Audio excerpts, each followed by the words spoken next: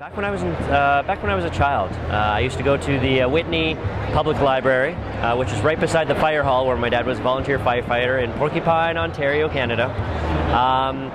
And the memories revolved around the Berenstain Bears. My sister and I were a huge fan of the Berenstain Bears, and the librarian there was an elderly woman by the name of Mrs. Koulis, and she just really. She was the one that really introduced us to reading, and it was through the Berenstain Bears. She knew that we were huge fans of the Berenstain Bears, so whenever a new book would come out, she put it aside just for my sister and I.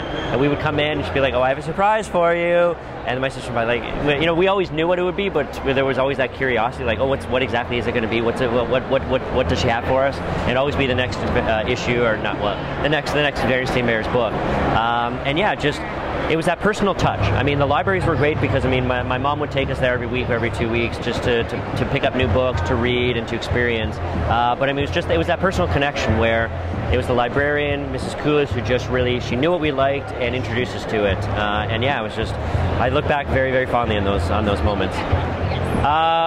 I actually read most of my graphic novels through the library and trade paperbacks, of course, because I mean it would cost a lot of money to buy every single book that I'm interested, whether every single volume of Fables or Walking Dead or anything like that. And yeah, no, I go to the library for that. I go to the library to rent DVDs. I go to the library to rent other fiction, non-fiction, to do research, everything. I mean, so yeah, no, I'm a huge fan, and I've got I hop on and I reserve everything in advance online, and I've got about 50 titles on hold at this moment, and I'm looking for, I stop by every week. Libraries are one of the most important systems in any municipal government, so I mean, I think all governments need to really pay attention to that. Majority of our time these days is spent on killing that little guy by the name of William Shakespeare. Or are we saving William Shakespeare?